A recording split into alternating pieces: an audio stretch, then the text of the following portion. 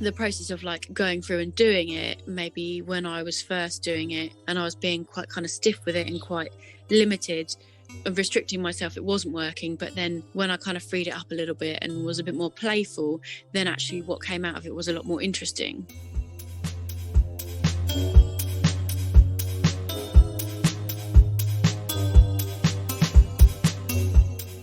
Welcome to the Flying Fruitball, a platform dedicated to the discussion and exploration of art in the creative process.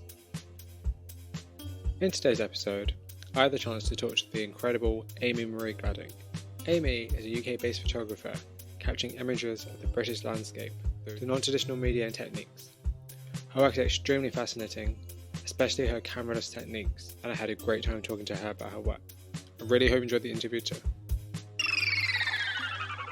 Best place to start is tell us a little bit about yourself and how you became an artist. Okay, so my name's Amy Marie Gladding and I'm from Suffolk. I really enjoyed art at school, and then I carried on kind of doing it after school at college. I didn't do A-levels, I just did an art course, so it was like everything was all art, and I got to kind of try out loads of different techniques, and then I really loved it. I got really into it. One of my teachers, I think, probably was the reason I kept doing it. You know, I think I had a teacher that gave me a lot of confidence and made me realise maybe my work was kind of worth sticking with, you know. And so then I kept going and went off to university, and then later on, a bit of travelling, bit of informal teaching, and then a bit of like art therapy. I worked as like an art therapist for a little while. And then I kind of decided that I'd more formally train up to be a teacher, which was really hard work, actually. And then ever since then, I've kind of, but on the side, always done my own work. And I think lately I've been probably more productive than I ever have been before. I'm not sure why. That's a good thing, though. That can only be a good thing. I mean, how is the current COVID-19 pandemic affected you and your practice particularly? I think it was, in a way, an opportunity for me to be quite productive, because I was at home.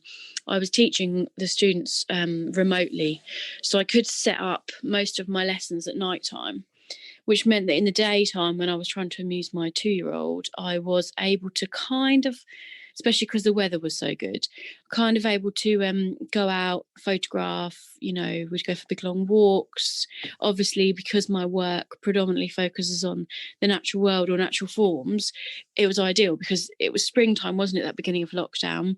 It was so warm and everything was so beautiful. So I would go out and collect in the day, maybe like natural forms, maybe shoot some film while we were out, and then come back and use the natural forms to make things like the cyanotypes, pressed flowers for later on, and kind of like build up little collections. So I actually found it a really productive time. My partner was back from work as well, so I suppose I had a little bit more balance in terms of the childcare than I normally would have on some days, not all of the days. He's a teacher as well, so he did used to have to do a fair bit of work as well. So there was kind of balance that was productive, I think.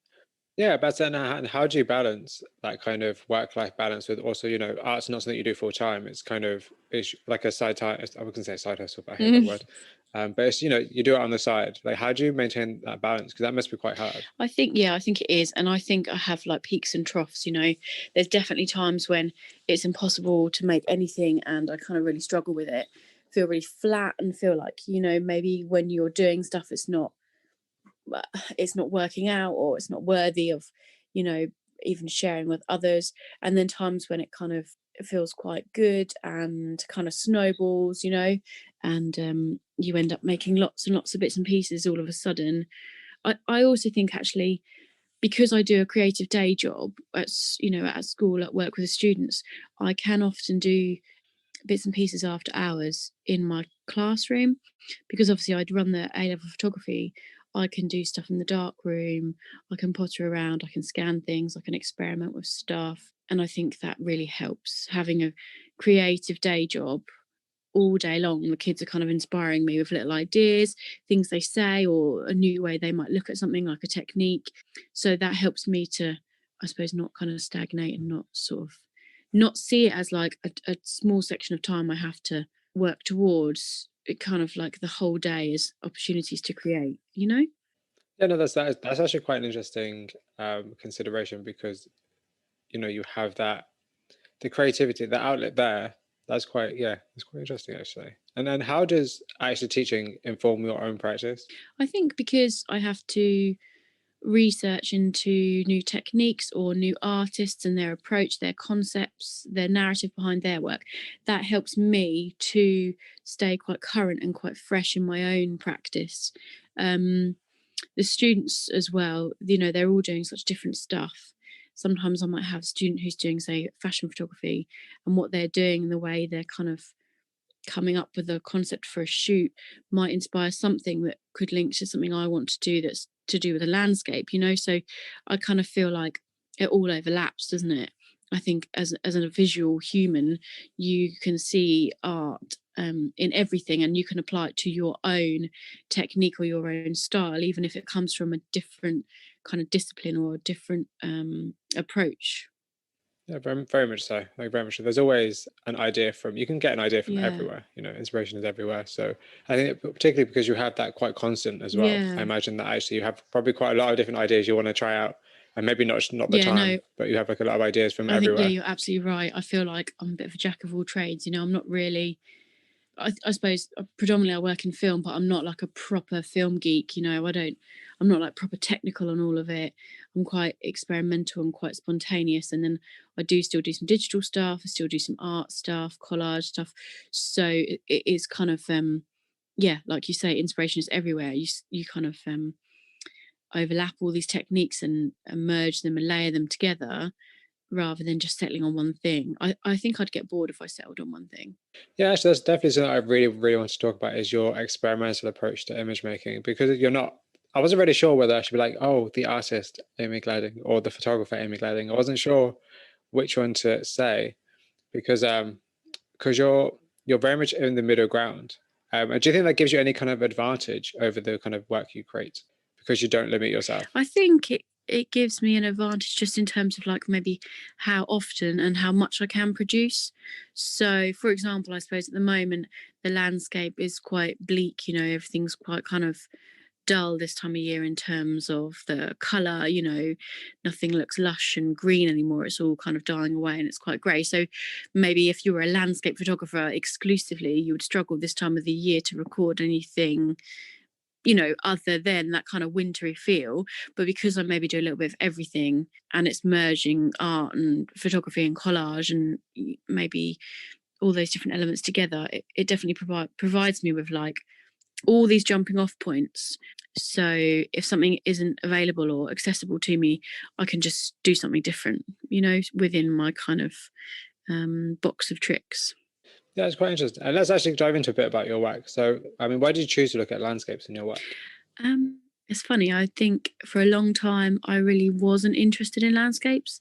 I didn't used to maybe appreciate the natural world as much as I do now, especially the actual scenery in the landscape. But I think when I when I moved back to Suffolk and when I maybe got a little bit older, probably when I had my daughter, I started to do lots of walking with her in the buggy when she would nap, and started to kind of notice, I suppose, time passing so quickly, but the seasons changing. And because we live in Suffolk, it's a really like beautiful part of the world. It's quite flat. There's loads of farmland here, so you see things like the crop rotation, or the different fields are changing colours.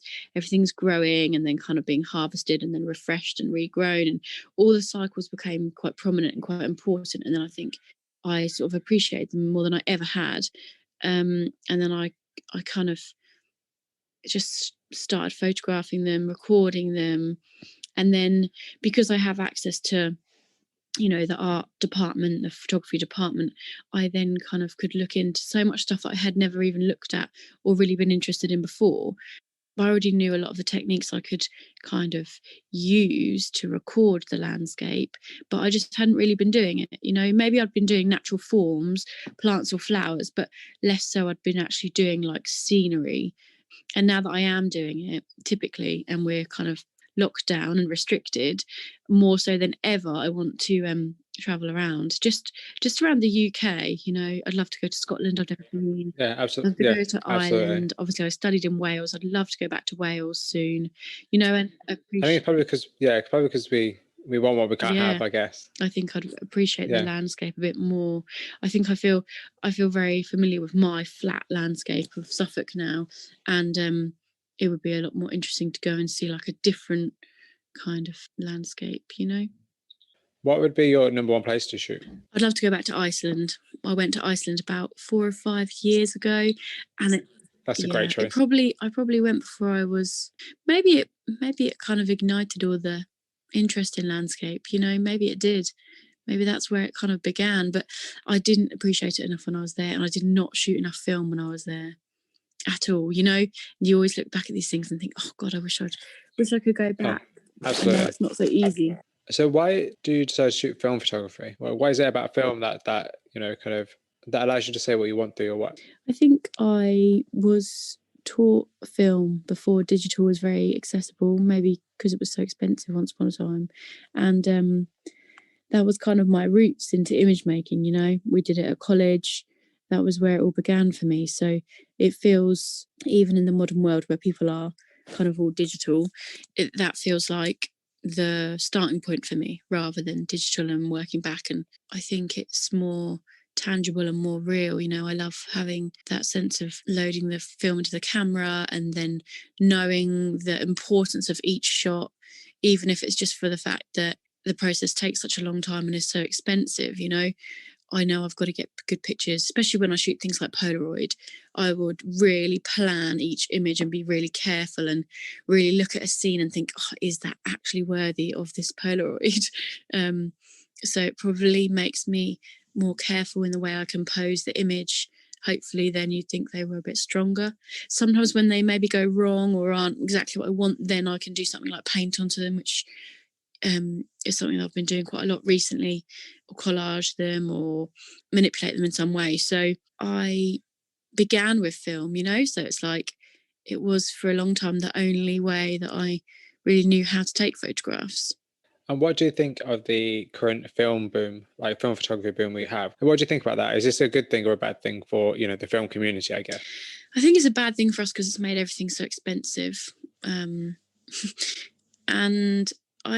But I do think it's a good thing because you would hope it would then bring more people into those circles and appreciate the work of film photographers. But maybe in some cases you do get kind of it's like the Instagram filters and stuff, isn't it? Everyone wants images like film. It's like that quick fix, isn't it? I don't know. It's good that it's brought more people into the community and made more people aware of it and the type of work that is being created. But then are people in that community for the wrong reasons? Are they there because it's trendy and it's cool, or are they there because actually they are really kind of interested in it? It's a bit of a double-edged sword, isn't it? And how can you tell? How can you tell the difference, or can't you? I don't know. I suppose if you were a seasoned, film photographer, you could maybe look at someone's work and know if they're kind of just coming into it. But, we shouldn't then discount that work, should we? Because they're just starting out. But I suppose it's difficult. I don't know. I don't know the answer to that. That's no problem. That was a pretty hard question, to be fair. So that's not a clear. It doesn't have a clear answer. So do you actually feel like you're part of a larger art community? I think I feel like there's a sense of community on Instagram, which I do use a lot for my work.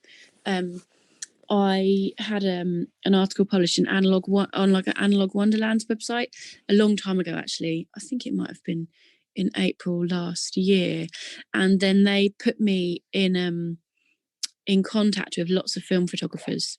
And we have a really brilliant community on Instagram where we kind of talk I don't always join in because they are full blown film geeks. The group is called Film Geeks. They're so knowledgeable. There, it's like we call each other like the hive mind. So it's really good for asking questions, querying stuff, going to for ideas. And within that group, I've made kind of close personal contacts with others. That then I can sort of send through new stuff and say, like, what do you think of this work?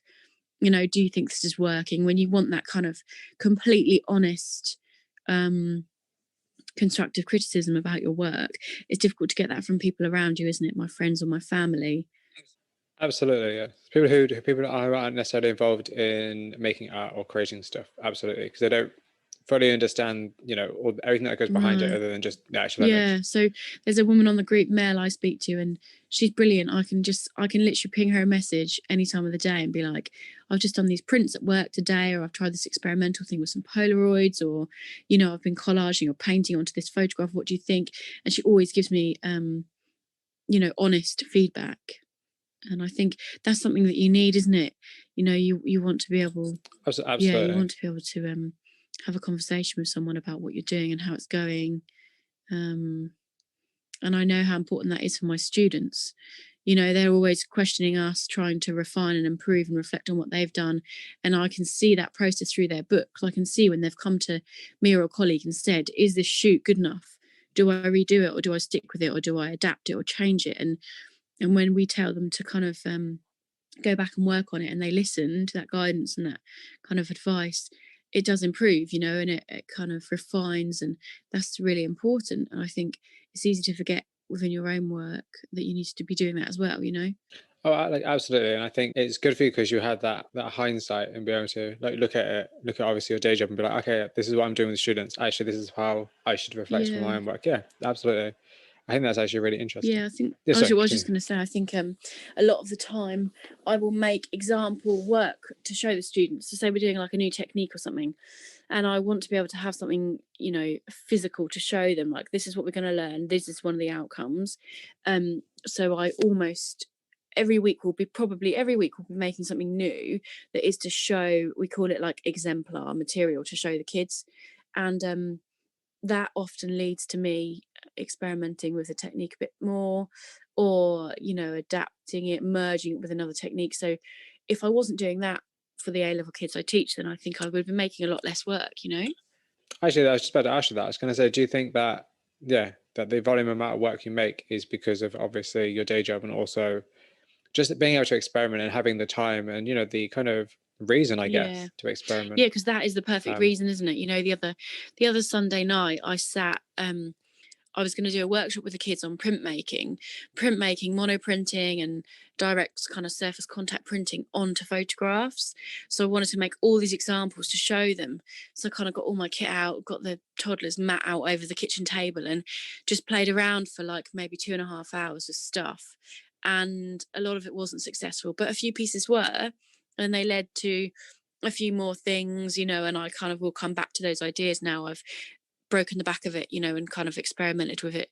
And when I went to the lesson, to the workshop the next day, I had loads of stuff to show the kids, and I could show them what worked and what didn't work, and talk to them about how the process of like going through and doing it, maybe when I was first doing it and I was being quite kind of stiff with it and quite limited and restricting myself, it wasn't working. But then when I kind of freed it up a little bit and was a bit more playful, then actually what came out of it was a lot more interesting.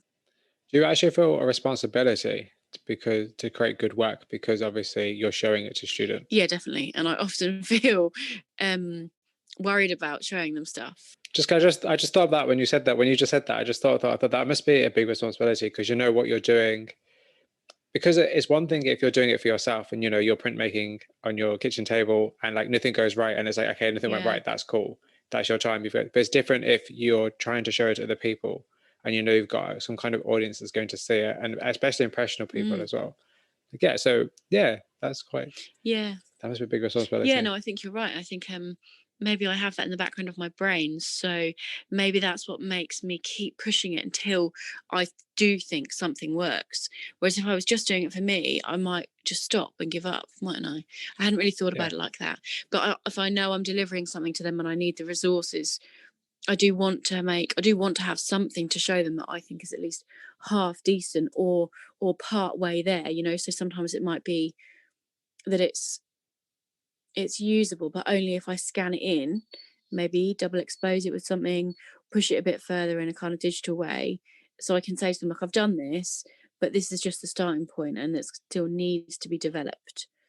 Yeah, it's just because yes, because everything's always a starting point if you think about it like that. Like, there's nothing that's particularly no piece of work is entirely Yeah, finished yeah, because there's always something else you can add yeah. to it. So getting back to your work a bit more, I think. So your biography says that you're driven to document your surroundings to try and find a sense of place in the world. Mm. Could you expand upon this a little bit more? Because I thought it was actually a really interesting sentiment. I think it comes from traveling a bit when I was younger. When I first came back to my hometown, my plan was never really to stay here. When I first finished university and I had to come back, you know, you have to come home to your hometown, don't you?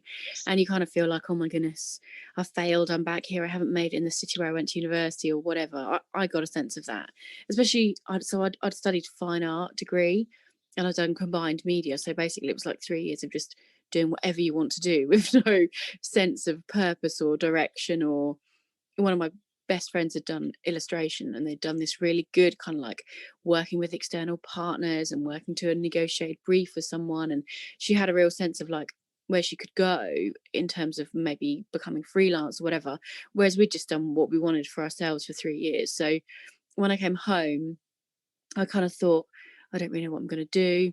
I know I wanted to carry on with the art in some format, but I didn't know what, you know, in what way I could make that kind of work successfully. So I think being here was quite a kind of fraught um, kind of place for a little while. Then after some traveling and doing all these things, and then I suppose bit by bit I've kind of accepted that actually there's nothing wrong with the place where I grew up. You know, I don't have to go to a bigger or better city to still kind of make my imprint, you know, and maybe if anything, I can find the place where I am, albeit a bit small. Is that a bit more accessible to me? Is that a bit easier? Is it more manageable? I'm not like a tiny fish swimming around in a giant pond in London trying to make it as a creative, you know? Yeah, that's a good comparison actually. That's a very good comparison. And actually, that's quite interesting though, because the idea of just using what you have as opposed to wanting more or wanting something that might be Yeah. unnecessary. Like use like obviously the place you Yeah. live, like create work around that and see how you feel, and see how it speaks to you about your own sense. I guess as you said in your bio, your own sense of self. Well, and like you said earlier on, feeling part of an arts community, like a wider arts community. I mean, I've got my school community, then the wider community, then there's local arts initiatives and groups, and then there's community online. So really, you kind of have these little bubbles around you, these little rings of community that kind of grow and grow and grow. And I suppose you can gauge what you've done, whether you want to show it to the smaller home community, whether you want to branch it out and put it online, you know, so you could maybe pitch work to different distances. I think that's a very fair point. I think also the word community is kind of very vague because I think we live in a time where everything's really community. Mm, Your workplace could be a community. Your family could be a community. The online community is a whole different ballgame. So I think having some sense of belonging to somewhere is yeah. better than having no sense of belonging to anywhere. So going back to landscapes, why do you think landscapes are important to document? Hmm.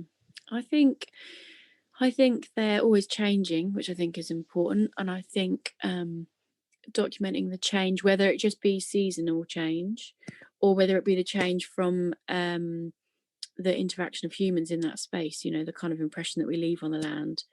I did a land workshop with the students at school, and we looked at artists like Richard Long and Robert Smithson, photographers and land artists from kind of like, you know, the kind of beginning sort of land art movements in the 60s. And I think that sense of conservation and understanding of the land and how important it is something I need to and want to do more in my work.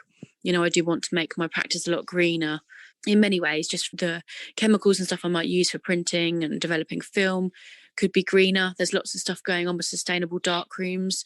I follow this brilliant collective that are based in London that are doing lots of stuff on using different natural kind of derived developing chemicals for your film and stuff like that.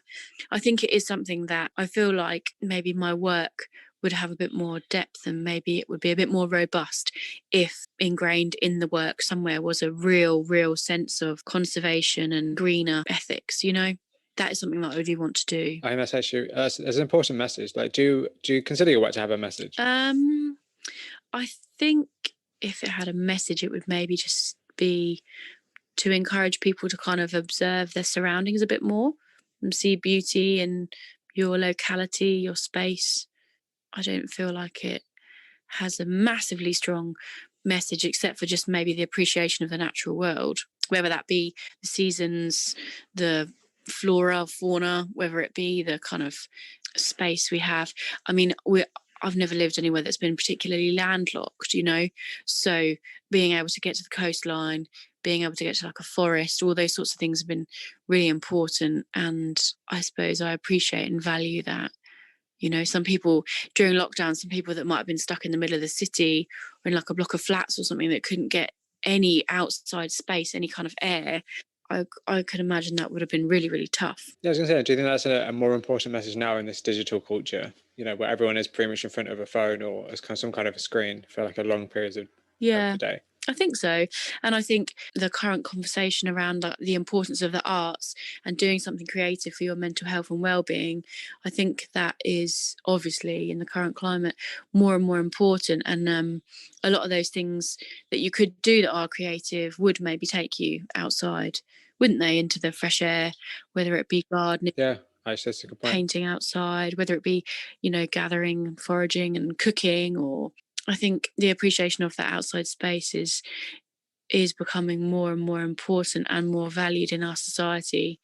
Like you say, as we are kind of more digitalized. Cool. One thing I really want to talk about were the Lone Chrome Purple film. Yeah.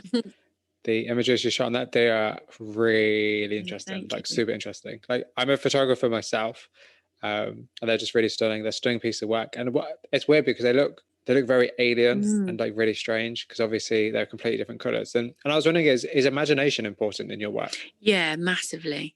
I've always had a good imagination, actually. When we were growing up, I had two sisters, and my mum always encouraged us to use our imaginations. We were always playing games and making things up and making, you know, imagining worlds and things like that. And I think I don't think I ever lost it, you know, not too much. I don't know. Maybe it's our generation as well, the kind of cartoons we were brought up with and the films, and I think maybe that's kind of helped keep my imagination quite vivid. But the Loma Chrome Purple film, I actually haven't shot any in so long, and I don't have any. So maybe I'll order some after we finish today. Maybe I'll get on the internet and order some. But I really love it. I discovered it through a student. So I had a student called Harry a long time ago, and he did a shoot at the beach at night time on this purple film, and I didn't really know that much about it. So I looked into it and I bought some, and then I remember the first shoot I did with it was in autumn in the woods in like this big forest nearby, actually, in Suffolk. And when I got the pictures back, I don't even really think I knew what to expect, but they were absolutely insane. And then I kind of got really, you know, addicted to it. It's obviously, well, it's not that expensive, I suppose, in comparison to most of the film prices at the moment. But yeah, since then I've shot it more and more and more, you know, shot different things. You know, I suppose lots of people use it for portraiture, and it is really quite beautiful, actually. But then I have shot it throughout all the different seasons and different types of landscape and different types of scenery. I took some of it away on a holiday and shot some, you know, so I feel like I have explored kind of some of the boundaries and limitations of that film and how far I can kind of push it, what results I can get from it. So I sort of feel like I understand it. And then I'll get a role, do a shoot, and it will come back and I'll think, what? I did not expect these shots to come out in this colour. And yeah, it's really nice because it's so unpredictable. And I think that it also raises the question to me of reality in your work. So, like, do you consider like your work, not necessarily just the Loma Chrome films, but just your work generally, do you want it to reflect the reality we live in, or do you consider it reflecting another reality? I think I kind of flip from both, you know, because sometimes I am literally just recording my surroundings as they are in a kind of really like obvious and mundane and normal everyday kind of way.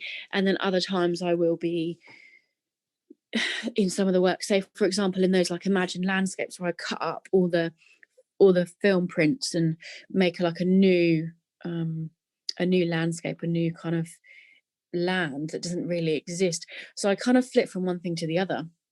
Maybe it depends on my state of mind. During lockdown, No, I was absolutely. making loads of those collages that are completely fabricated. They're just invented from just stone textures or land masses. One of the collages is made up of sections of photographs from South Wales and some parts from Spain and some parts from Iceland and then Suffolk, and it's all kind of mixed.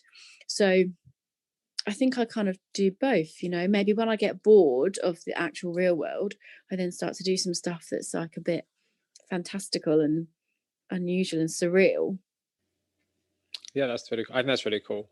And it makes sense looking at your work as well, because some of it is very, I don't want to say plain in that, I don't mean that in an insulting way, but I mean like in terms of it's quite, like, is deadpan the right word? I'd say deadpan, probably isn't the right word, but it's like, it's very much based on what you see. Yeah, quite straightforward. Yeah, that's it. Straightforward is exactly what I'm thinking of. Yeah, so it's very straightforward and very like, what you see is what you get. We can imagine where you were when you shot it, that kind of stuff. But then there's definitely other stuff like your obviously landscapes, your imaginary landscapes. Yeah, that's really interesting. I think I have a weird relationship with like minimalism. So sometimes I build stuff up and up and up over and over and over and layer and layer and layer it, and it just looks so full and so busy, and like I almost sometimes when I do that, I then will get a result that I like and I'll kind of know maybe when to stop. But then other times when I do that, it's almost like in the process of doing that, I then find like a small part within it that I can refine and kind of minimize down and then use.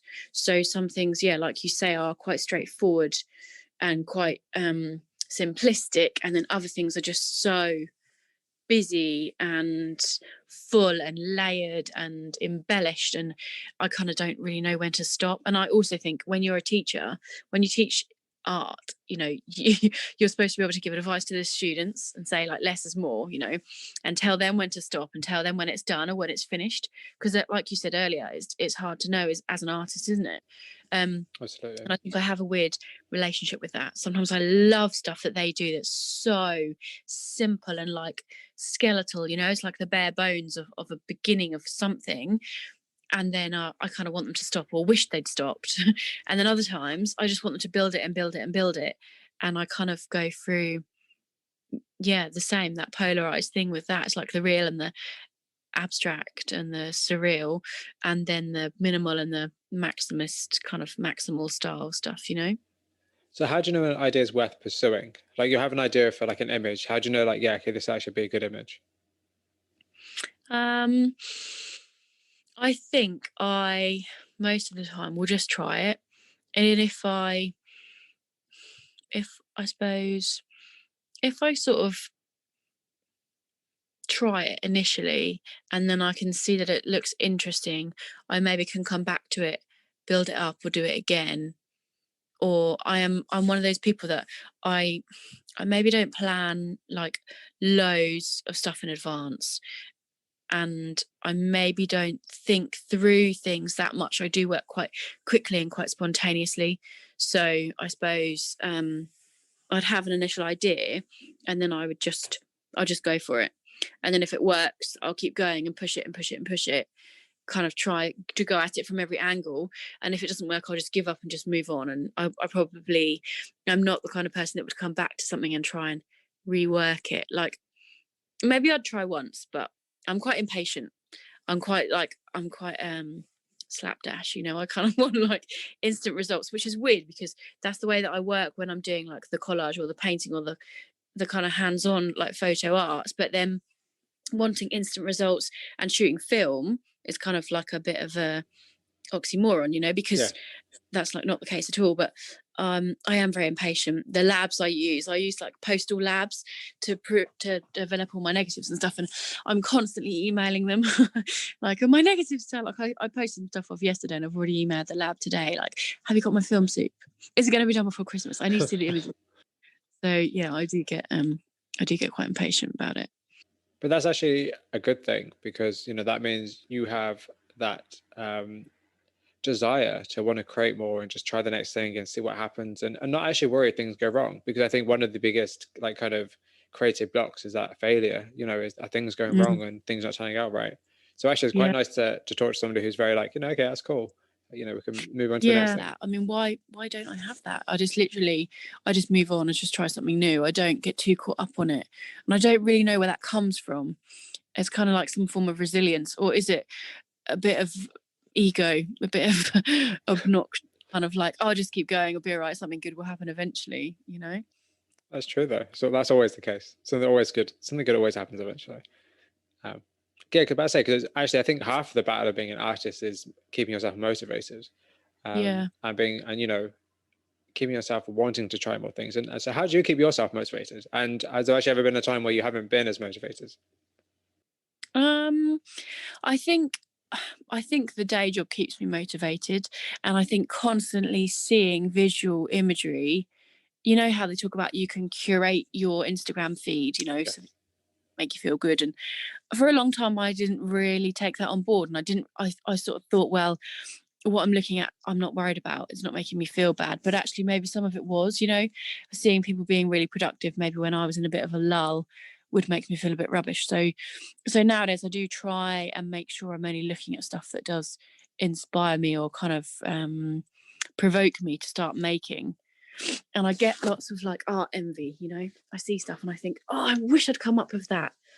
Even with my students, they sometimes they do stuff and I'm just like, oh my goodness, I wish I'd done that. I wish that was my work. And I think that could be like that could be a form of jealousy. It definitely is a form of jealousy, but it could be quite productive jealousy. It's No, like, absolutely. I know that feeling very well. yeah, Absolutely.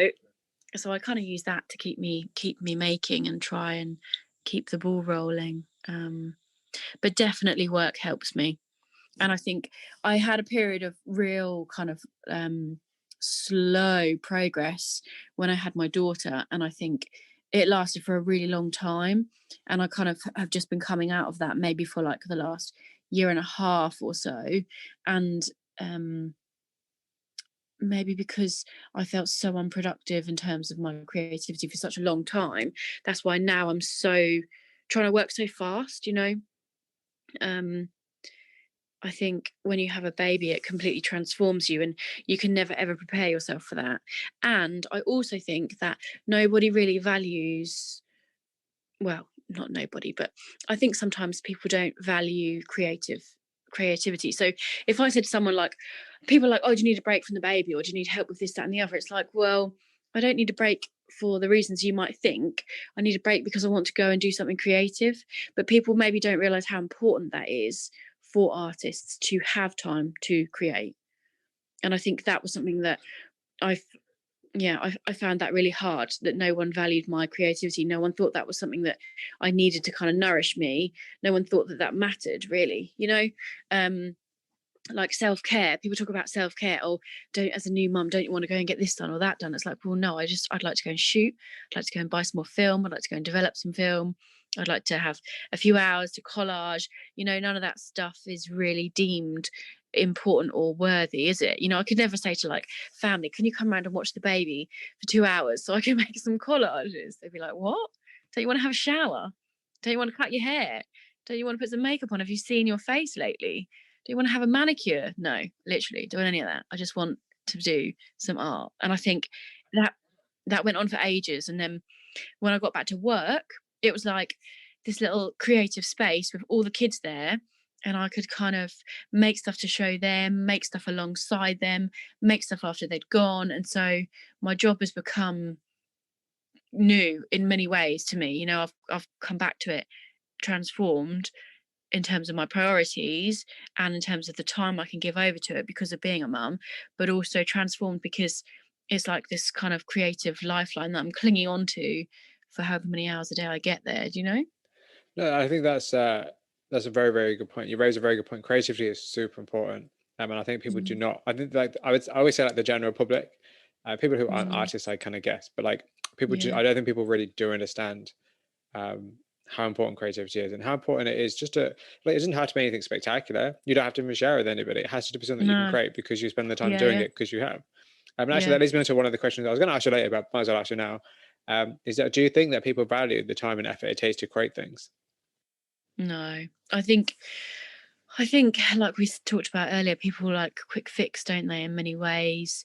And I think maybe unless you are a creative, you you can't appreciate the thinking time, the mulling over time, the planning stage, the actual making stage, the going wrong, the revisiting and refining stage, and then the kind of pushing it all to get it out there to the public to try and actually sell it. I think it's like just so many levels and so many layers to it, isn't there? Whereas people just see that end product, don't they? Yeah, they see the post on Instagram and they're like, yeah, like, cool, Yeah. okay, move on. Yeah, yeah. And I think within the communities, I do see a lot of people pushing for this, like, like the Just a Card campaign and all these people trying to encourage people to work alongside the algorithm to help artists and creatives to still maintain kind of like their reach and their contacts. And I think it is there. There are people pushing for it and trying, but then there are the people that, like you say, that just scroll past it all, see it quick fix, think, oh, that's interesting, I like that. Or you get comments on work that where people are like tagging a friend and say, you could make one of these, and you think, oh my goodness. You just think like that, that's just Yeah, like, that's so yeah, insulting. Like, I understand it comes from a place of like, oh, this is interesting.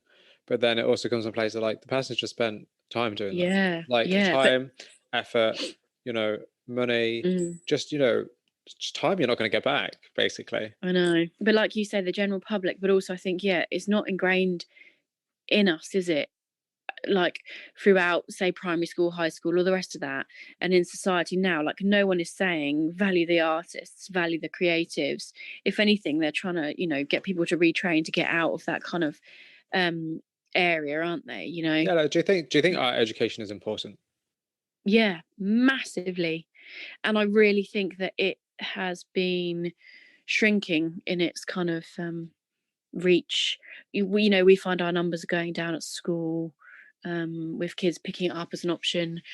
We find, and I said this on that other podcast I was telling you about before, we find parents coming in on parents' evening with kids saying, oh, they love it, they really want to do it, but we really want them to do a real subject and we want them to do something academic. You're constantly hearing this.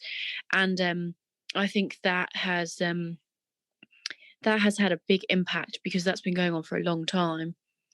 And it is definitely, it's not teaching our youngsters the importance of creativity. And also it doesn't teach, like you say, the general public that maybe don't have a good understanding of like all the different forms that it can take, all those different ways of being creative, those different outlets, and how helpful they can be to people in so many ways. um People just think of it as kind of like that simple, like if you're an artist or if you're a creative, you paint or you draw, don't they? Oh, yeah, very much so. Like, That's very it, much so. isn't it? Yeah, and that is obviously way more than that. Yeah, Absolutely. I think that's kind of also the problem, I guess, with being a creative is that like as soon as you say, "Oh, I'm an artist," you're kind of put into a box straight away. yeah, yeah. Um, and has that ever happened to you? Yeah, definitely. People use the kind of phrases like arty farty, or oh, she's one of those, yeah, arty types. And I don't know, maybe when you're young you think, oh, it's nice to be called that, but then when you grow up and realize that actually that's a way of kind of devaluing it and derailing the conversation about how important creativity is, you kind of start to hate all that, don't you? um, Absolutely. and it's difficult to stand by and see parents that say to students like, oh, you can't take this subject or you shouldn't do this because it's not academic, when actually that could be the route that they are supposed to take as a Yeah. creative human, and that should be where they should go, what they should do, and they're kind of getting pushed and forced into another direction when maybe that isn't what they're supposed to be doing. So what do you think would need to change for us to for people to have more appreciation for art? I don't know. I think there'd be lots of undoing and unlearning. I think it would be a big job, but I think maybe artists, illustrators, graphic designers, you know, all people within the creative kind of fields to sort of unpack and simplify down for the general public and the audience all the tiny little elements they have done to get to that end result, and you know, hope that people kind of start to place a bit more importance into those different elements and those stages, and realize the worth of them. But I don't know, I think that's a really hard question. But I suppose it's our youth, isn't it? It is instilling in the youth that appreciation for the arts and the value of it within them, because there'll be the generations that kind of will go forward and hopefully make change. And I do think they have it. You know, they're very visual, aren't they? They're very kind of visually literate. You know, like we see kids making work now that's stronger compositionally and than it ever was years and years ago, because they're exposed to so many more visuals all the time. Yeah. I think that has had a positive impact on them, But albeit then, quick, you know. but then I wonder, just after what you just said, which is really interesting, I wonder if that makes a problem with originality, because then I think the problem I see personally is that if an artist unpacks their whole process, what's left? What's kind of left for them, like kind of mystery and the kind of intrigue of art? Yeah, no, you're right. You're absolutely right. And it's like people learning all these lockdown crafts and these online tutorials. Everyone's giving away everything they are doing. Then everyone could learn to do it, I suppose, in a sense. But I don't know. And also, I think there is also this big argument of like skill and craftsmanship, and then the kind of conceptual stuff that's maybe more of a like more of an idea and maybe less about the skill or the craftsmanship. But does that make it more or less important? You know, that's something. So when we teach our real youngsters about conceptual art, they'll talk about, oh well, I went to a gallery in London once, miss, and I saw a brick and it was supposed to be art, you know. And you have to try and explain to them the difference between like an artist and the skill and the creating and the idea and the concept. And it's really hard, isn't it? And it's hard for Absolutely, I can imagine so. hard for everyone to understand that, isn't it? And I suppose it's hard to strike a balance as a maker between showing your audience, are you one or are you the other? Or are you a bit of both? Or do you flip between those two kind of things? You know, are you making stuff that's a quick fix and is maybe more simplistic? Or are you making stuff that takes hours and hours of painstaking process and learning and you know, refining and developing? I don't know. But do you actually show the process of your own work? Sometimes tiny snippets of it. Why are there only tiny snippets? Well, because sometimes the process of building, so the ones that would have a complex process that I'd need to show lots and lots of bits of, those pieces would never really look anything until they were done. So I'd feel like showing that process might devalue the end result, because maybe then people, so I've actually contradicted exactly what I was saying earlier on, but like, you know, maybe people would not think it's does the ending look as clever and look as smart if you've shown someone all the tiny ingredients and how they were all mixed together, you know? Yeah, very much so. Like that makes sense, and I think that's kind of really the danger of showing what you do to people, because I think it opens up a lot of doors for copycats, and for this idea of the argument of originality, and just kind of the art community is oversaturated with art. And does that actually ever worry you? Do you ever think about that? Yeah, I suppose sometimes you do feel like you've come up with a concept or an idea, and you think it's original, you think it's a new idea, and then you find it, you look for something, or you sometimes I might check stuff, and think, oh God, I was going to make that or do that or try that. Someone's already done it and they've done it so beautifully. And I suppose it is oversaturated, but do we let that stop us making or change what we were going to do? Or do you still keep trying it because you could still do it in your own way? I don't know. And you know what, once upon a time, this copycat thing just wouldn't have been an issue, would it? No. But now you see it all the time, and you see these huge brands copycatting these tiny kind of independents, and it's really sad, isn't it? It's really frustrating, because it's like, if you're going to use somebody's art, at the very, very least, credit them. Yeah. Like, at the very least, like, if obviously I'm not telling people, I don't think people should be using anybody else's art anyway. That's not right. because as you said, the time and effort that's gone into that. Yeah. But if you're a big brand and you have the money, it's not like you have no money. At least Yeah, credit the artist, exactly. because the artist, should be able to benefit off it in some way. It's their property, it's their intellectual property. Yeah. And I think the problem nowadays, the copyright laws are very, convoluted. Especially with social media. What's mine and what's yours. Yeah, You kind of sign a bit of yourself away by I using know. social media. And actually, what are your thoughts on social media? People talk about having a love-hate relationship with it, but I don't feel like I don't know, I don't feel like I've got too invested in it, because I don't know. It's really hard, because it's like, do I make what I make just for myself? And if I do it just for myself, then why do I want to show it to anyone else anyway? That Or actually was one of my questions for later on. yeah. Or am I making stuff? Am I making stuff with the audience in mind as I'm making it? Am I already thinking about the viewer, the audience? I'm not like someone who's got like this massive following or anything. Do you know what I mean? I'm not, deluded into thinking actually people are waiting with bated breath on whatever else it is I've made next. But then I do enjoy that process of receiving some kind of recognition for what I make. But at what point does recognition and kind of people's opinions and ideas change your own view of your own work in terms of what you then create? That's a hard question. I think I don't know if I've ever had a response that's been like so negative it's then changed what I do or how I approach what I do. But then that could still happen, and I don't know what I would do maybe if I did have a response like that. Would I change? You know, I, I think if you had like a majority kind of response or feedback that was negative about something, then you definitely would kind of want to look at what you'd done and maybe try and figure out if something could have been better or was wrong, or I don't know. But it's like it's like, say, like if people said to you over, say, like a period of time, oh, we want to see more pictures of beaches, say, would you be then pressured into creating more pictures of beaches because that's what people want? No, I don't think so. I guess what I guess I'm trying to ask is, like, at what point does an artist and their audience like merge together? Yeah, And is it really just a give and take relationship, or is there actually a lot more to it in terms of the creative demand. process? Yeah. Yeah, Because and then it's dictate.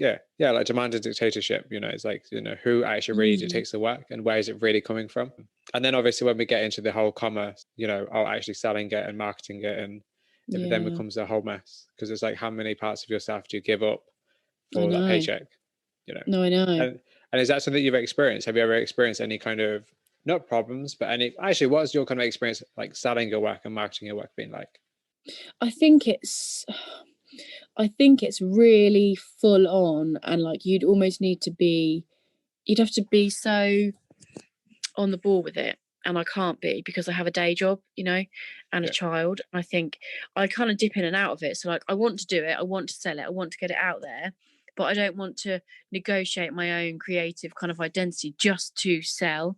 So I would like to think that I haven't ever made something thinking, oh, I know this will sell, I'll make it. And I think because I don't rely on it for an income, there's not that pressure of like pleasing an audience or making something that's really marketable. But then also I do like the idea of people wanting to own my work, so maybe I do make it marketable, like I don't know, it's like, is it in the background of my brain when I am making?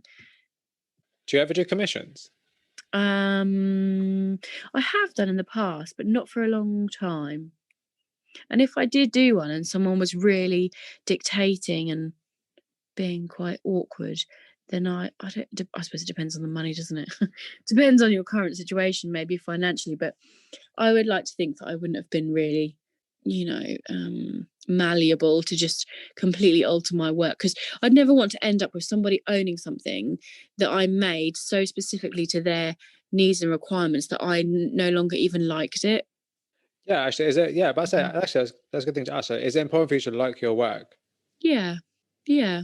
I never, I, I would never, I would never make something that I thought was like unattractive is the wrong word, but like I would never I'd never continue with something if I didn't feel like I liked it in some way. You know, if I was creating a piece of work and I didn't feel like I liked it, I would just stop and give up.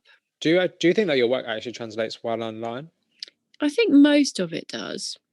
I think some of it, sometimes when you do the collages, because when you physically have them, you can see what's stuck to what and what's layered over the top of what and how everything is. Sometimes you think they would be more interesting in the flesh, but actually, often they translate to digital really quite nicely. So we often get the kids at school when they've made something physical, we often will say scan it and just look at it and see what it looks like, reprint it. How different is it? How does it function as a kind of 2D flat, digital print in comparison to this collage that's layered and textured that you're holding in your hand? And it's definitely worth looking at both options and trying to see what is maybe more successful. Yeah, I think so. I think your work translates well online, but I can also imagine it looking like probably a lot better in person. I think the cyanotypes, especially the tea stained cyanotypes and the anthotypes, and yeah, maybe some of the collage is better in real life. Depends what you like though, doesn't it? So recently I sold, it wasn't really a commission, but like a lady I know bought 3 of the tea stained cyanotypes from me, the circular ones that are of like a land mass. So they're all Suffolk landscapes, and she's just built a big extension on her house. They were looking for some artwork, and I taught her daughter, so I sort of know her. And she contacted me and said, like, I really like these pieces, but she didn't want the original pieces, the actual real cyanotypes, which obviously were small. She wanted digital versions of them so that they could be bigger, and I think maybe if she'd have been able to hold the real thing in her hand and the digital outcome, would she still have felt the same way? Or would she actually have realized the kind of surface quality and the how much more interesting the physical pieces were in comparison to their kind of scanned versions of themselves? I think actually she probably would have ended up wanting the real prints. Yeah, I think so. I think most likely, but I think because it's very unique, isn't it? Like you're not going to reprint them Mm. again necessarily. So No, and I actually am very attached to them, so I actually was quite glad, because I don't know if I'd actually give the real ones away, because I am very attached to them. what actually do you do with all your work that obviously you've created and you have it like physically there? What do you do with it? Do you just store it? Yeah, most of it is stored. Some of it, I have a really small studio space in the house. Some of it might be kind of like stuck up or like out in that space, so I can see it if I think I want to come back to it and I think I want to do more work that's kind of within that sort of like thread of an idea. So I do have quite a lot of it at my fingertips. Um recent stuff. A lot of it is at school because I might be showing it to the kids. So I've got tons of work at school. So About much says stuff a at bit school. everywhere. Yeah. And then obviously, yeah, the more precious stuff, I suppose. My negatives, I've got better at storing my negatives now that I'm like, more attached to my actual film images. I'm kind of being a bit more organized with those. Yeah, but absolutely it needs to be honest, because if you lose them, Yeah. you're not going to be able Yeah, to I reprint know. them. So, but No. I guess it's probably one of the joys of film photography is that you have that end result, and it's like that's like an indication of all your hard work and the effort. I like Yeah. unlike digital work, you can't just copy it again like 100 of the times and send it to Yeah. hard drives and stuff. And do you actually shoot digital at all? I do, but and once upon a time it didn't bother me, but now, just lately, I haven't posted anything digital on my Instagram for ages because I feel like, I don't know, I feel like I'm cheating myself if I'm doing this digital stuff. I feel a bit like it's too easy. But that's not in a way to just disrespect anyone who is a digital photographer, because also I realise like there is still so much skill involved, and the images can still be so fantastic, but I don't know. I kind of go through stages with it. And at the moment, I'm kind of a bit out of love with it. Of course, that's understandable. I mean, you're not going to Mm. live it all the time. Like that's very No. understandable. So, what do you think the role of the artist is in this contemporary society? I think to encourage people to feel and to look and to appreciate, maybe to pause a bit and reflect. But also, I follow a lot of artists who make me laugh, whose work I find like a bit absurd and a bit ridiculous, funny, but then I think it is also important, if you can or if you choose to within your artwork, to raise awareness of issues, try and encourage people to support or learn about things they don't know enough about that are important and need addressing and need changing. So I think the role of an artist it's like really quite multifaceted, and I suppose they need to kind of choose their role within all the options that we do have, because we can do lots of different things, can't we? We can just make stuff that's beautiful that people enjoy, or we can make stuff that's confrontational, that makes people question and want to be better and learn and improve, and spread, the message of that, raise awareness of that.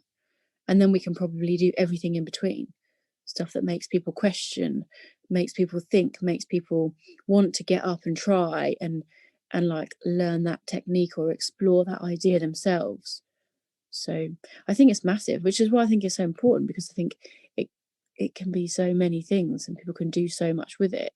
Yeah, that's an absolute great answer, and I completely agree with you there. I think people don't really, I just don't really feel like people just understand the importance, and I say it all the time, and that's actually the reason I do these interviews and I have the whole Flying Fruit Bowl, is because I really want to kind of just explore the creative process and kind of bring like Yeah. demystify the artist for people. Um, Yeah. I think because I think it's important, but I think yeah, people just don't. It's like when you say to somebody like, "Oh, I'm going to go out and do a photo shoot," they're like, "Okay, that's nice." Mm. They're not like, okay, what's it about? And they're not like, Yeah. oh, so what do you actually do? And like, I've had people see my Mhm. Instagram, they're like, oh, your work's really nice. And I'm like, oh, thank you. And like the conversation ends there. And it's kind Yeah. of like, like I don't tell people that I'm a photographer, like work colleagues and stuff, because like, I'm not there for the praise. That's not, if I wanted you to praise my work, I would have told you about it. You would hear about it. Yeah. Yeah. Um, but which is actually probably why that feedback from other artists and having a community is a lot more important, a lot more beneficial, I think, in Mm. some ways. I think actually that's like, do you find that hard with social media in terms of kind of filtering your audience in a way? Because obviously anybody can comment. It's thrown wide open. Like Yeah. how do you evaluate what's good feedback and what's not good feedback? I suppose if someone, I mean, luckily, and it sounds like I'm being arrogant, but luckily I haven't had loads of like negative feedback before, I think maybe I've surrounded myself or linked into enough creative humans that I don't have anyone following me that's going to kind of like just say something horrible for the sake of it, which I can't imagine how you would deal with that, you know? I maybe had it happen to me years ago. I remember years and years and years ago when I was really young, I put some art on, like, is it it was called Noise Net or something, or when you're really young and you have like a deviant art and all that stuff. And I remember I put up a photograph stupidly, it was my own fault. I put up a photograph of a business card that I'd had made, and it had my phone number on it. I stupidly shouldn't have done this. I mean, I probably was like a teenager. And someone sent me a message that literally said, "Your art is shit."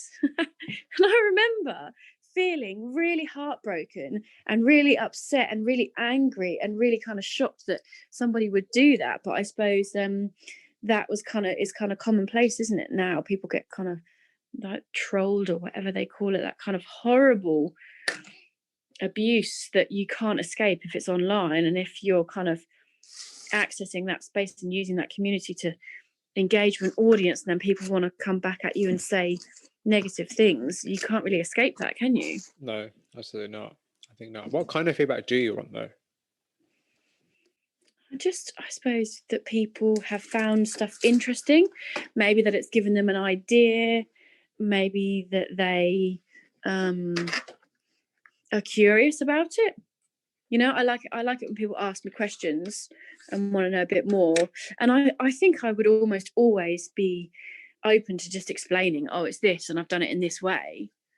Maybe that's a bit naive, but like if people wanted to copy it, I suppose I'd probably, I mean, if they copied me like directly full on, I probably wouldn't be very happy about it. But I think if people are going to get joy out of trying out a process, then I would be happy to probably explain it to them. Yeah, but imitation is not the best form of flattery. Um, is there anything you want to do with your work that you haven't actually done yet? I'd like to do a lot more large format photography. I'd like to do more painted prints. So I follow a couple of artists, Ellen Rogers and this lady called Tffb, and they both paint on their photographs. Their stuff's really amazing. So they paint using lots of different materials, but directly onto like darkroom prints, or I think Tffb does it onto digital prints as well, and they look fantastic, and they're just really unusual. So I would like to just continue doing, because I do think it's the most interesting thing that I do. I'd like to continue doing more of the crossover of kind of photo arts, you know. So what's kind of your favorite technique to use? Because you use so much. And actually, could you quickly just give us a few examples of the techniques that you use, just in case people who are listening have never really seen your work? So I work through the kind of cameraless techniques, so like sun prints, which is when you place objects onto darkroom paper and leave them out into the light. Cyanotypes, which is when you paint a photosensitive chemical onto paper and then expose it. And then I've done some salt printing recently. I'd like to explore that a bit more. And then obviously I do the kind of normal film techniques, but then with alternative films, film soup, I'm doing more and more of that, using expired films, and then also all the photo arts techniques. So collage, painting, drawing. Actually, I've got quite into doing photographic sculptures as well. So kind of taking the collage to like the next level, and building things 3D, like almost like somewhere between folding. No, so there's not origami, but it's like cutting and folding and layering and sculpting the small images maybe into like forms, you know. I can't really explain it very well. But I probably would say the 3D stuff has been something I maybe would like to build upon a bit more. But yeah, and then all the kind of photo-y arts things in between, you know. That's perfect. That's fine. Do you think there's a difference between making art and being an artist? Yeah, because I think if you're being, you are always being an artist. You're always looking at the world, viewing things as an artist from that point of view, considering stuff, being more curious about stuff, maybe seeing like interest in places that other people would just completely bypass. Whereas I think if you just make art, you might just be trying out something and just making a piece and then moving on, and not really kind of like living in that space, you know. That's actually a very good answer. Most people I ask that question to, they're just like, That's a very good answer. That's a very good answer. And actually, that makes a lot of sense as well when you think Yeah, about it like because that. you're being, aren't you? Like, it is your being. You are a creative being. I often talk to the kids about this as well, you know, because we get these students that like they've done it because maybe they think they can be the cool kid that wanders around with a portfolio under their arm, but maybe they just aren't that creative, and we got to push them and push them and push them, but they just don't really have it in them. And then we get these kids, and I've had loads of them, that they've done every single creative subject they could do at A level, and they just eat, sleep, breathe, you know. They are just a creative being, and they are living in that space, and they won't ever leave it, no matter what they do.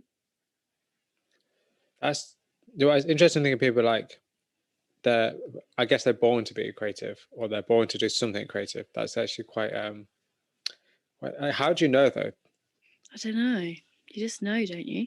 You just Like, know. you must know that you were born to be a creative. I mean, I guess it's because you kind of realize that you've always done it in some capacity, Yeah. and that you always had that fascination that, that next thing, you want to achieve that next idea, or you always have an idea. I think it always starts with, like for me, like I have a ton of ideas. Whether or not I'm going to actually execute them is a different matter, but like I always have a lot of ideas. Yeah, Even they're like all right there. now, I've been kind of like a weird hiatus period with, the lockdown and stuff. But even now I have loads of ideas. I really hope things go better next year so I can actually go out and take more pictures. But even in the meantime, I've still got loads of ideas, and I think that's probably what it is. It's like you're always doing something creative, Yeah, you because don't want to stop. You couldn't literally you couldn't not do it. Yeah, it's like why it's actually kind of like why I created this site. It's like it's an additional thing to do whilst I'm not creating actual work. It's like another outlet of creativity. Yeah. Um, And you're seeking yeah. out and making connections and networking and like all Oh, of that absolutely. stuff is it's all going into like the black box in your brain and informing everything you do in the future.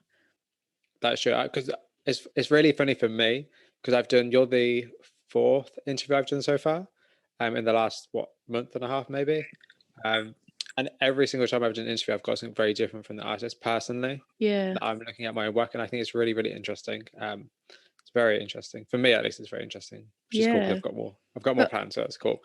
But also, it's an important thing to do because you're then, well, you're opening up a conversation, aren't you, with artists? You know, and it helps your own creativity. It helps them, shares their work. It then brings more people into that community. It's all kind of like really cyclical and nice, isn't it? You know, it's a yes, because I got nice an email process. the other day and somebody asked me what the purpose of the site is, and it's like I haven't replied yet because I'm still thinking about that answer because I think it's hard to define just the purpose. Because I want to say like, oh, because I like art, and that's pretty much really the basic answer. But it's actually just a lot more than that, really, when you think about it. Like it's about more than that. But then I don't want to be pretentious and be like, oh, you know, bring people together, you know, because then they're like, it might not do that. People might listen to this and be like, okay, that's fine, turn it off and put on, you know, whatever's playing in the top 40, you know. But maybe the purpose of it is that you are a creative being, and this is like you have to create. And like you say, if you can't create your own work for whatever reason in that moment, but you can still create something that's providing a space for artists to meet and show and explain and muse, do you know what I mean, over things, like you're still creating, aren't you? Yeah. Okay, so I guess really the last couple of questions. So what do you think your art says about you? I don't know really. I think if anything it just says something about my locality where I live, probably because it's not really, I'm not in it, do you know what I mean? I'm kind of like this hidden, there's a reason I'm behind the camera. I'm not exactly kind of a kind of like, I don't know, I think it says, surely it says things about the space where I live and the beauty of the county where I live, but then also says maybe a little bit about some of the places that I've been to, that I've traveled, and maybe how those places have then transformed in my own brain. So like in lockdown, I couldn't obviously get out and go anywhere. That was when I started making the collages of the land masses, and it was like a way to travel without being able to travel. And I could go back through all old shoots, look back at old imagery and relive and kind of like that nostalgia. Like I'm quite nostalgic, I suppose. That nostalgia of like thinking, oh, we went to that place and how did it kind of feel. Like I'm quite sensory, so I have a very good memory, and I can remember all of the kind of like feelings and the sounds and the smells and the emotions. I don't know, like my memory is really kind of sensory and full and rich, and so I think when I was looking back to all those places and thinking about those traveling kind of like opportunities that we had, that obviously then we were kind of so restricted, I was kind of aching for all of that movement and that kind of space and time, but also because I hadn't been able to do any of that because the baby had been, you know, small, and that wasn't really sort of feasible. But I think maybe I was then bringing that work into kind of like this space, this current space and time, and trying to find a way to renew it and relive it again, maybe. And now you just said that, do you think that your work that you create now will impact your child? Because obviously now you have a child. Like, how do you think that will influence your work and also like kind of the legacy you have? Do you think? I don't know. That's a very interesting idea. Like she is very she's not like super creative, like she always wants to paint and draw and stuff, but she does like it. but she is very interested in the cameras, because obviously I've always got cameras. When we go anywhere, I always have my camera. So she has like her own little pretend one. And sometimes I let her play with, like, I've got a little Diana F, the lomography ones. They're like proper like toys, aren't they? Like toy cameras. And she loves that. And so she definitely has taken an interest in it. And I had a local exhibition in the summer, and she would kind of come to that space and see the stuff in the gallery.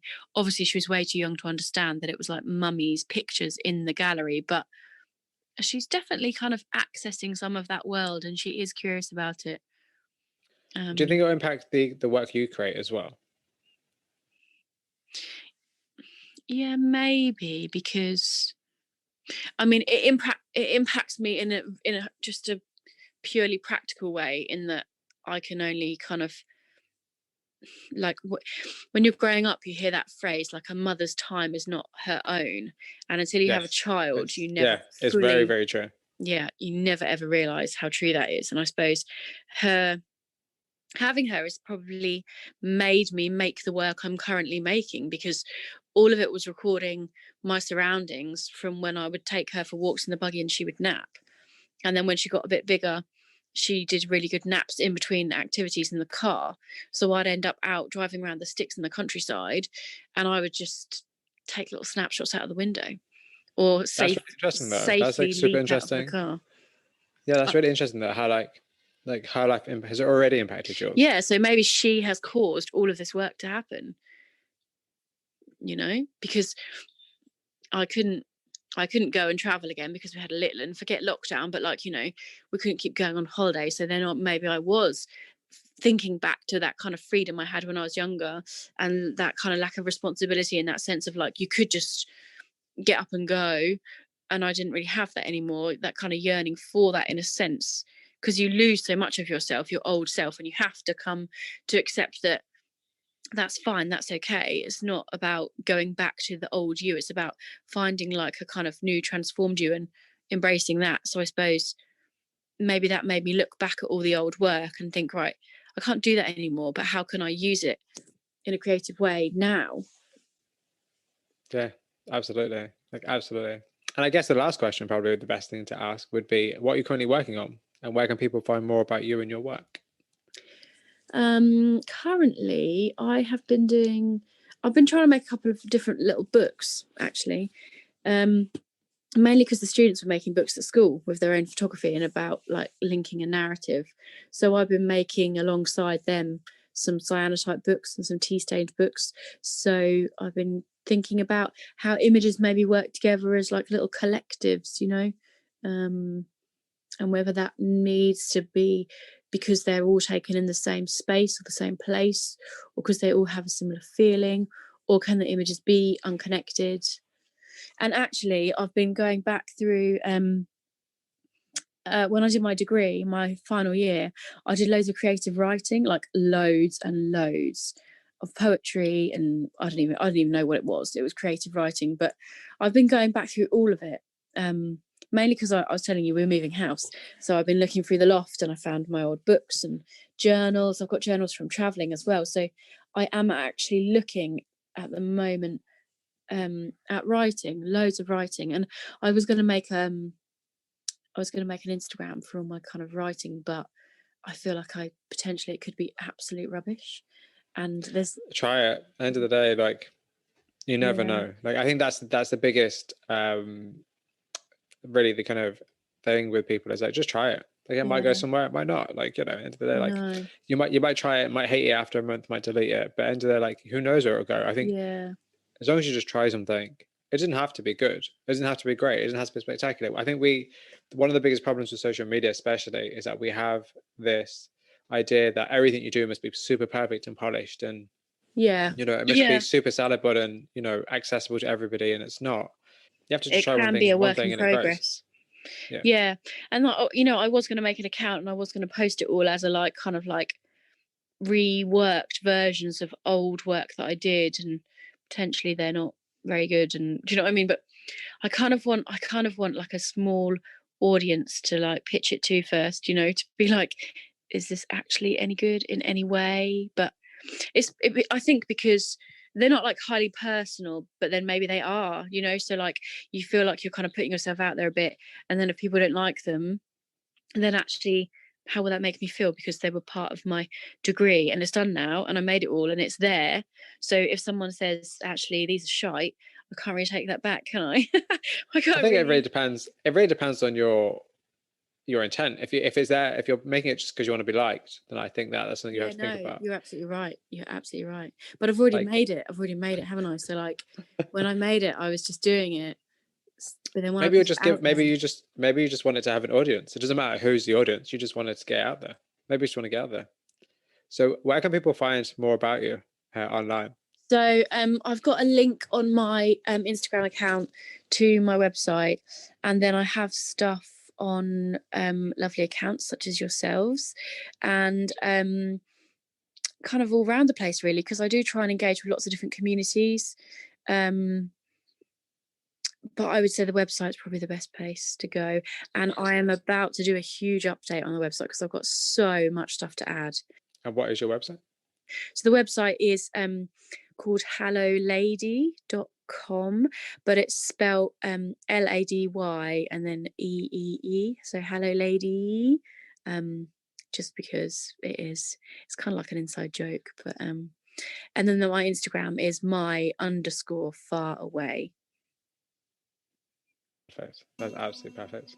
Well, thank you very much for your time. Okay, thank you. I really appreciate that. Like, it was really great to meet you, and it's really lovely to talk to you as well.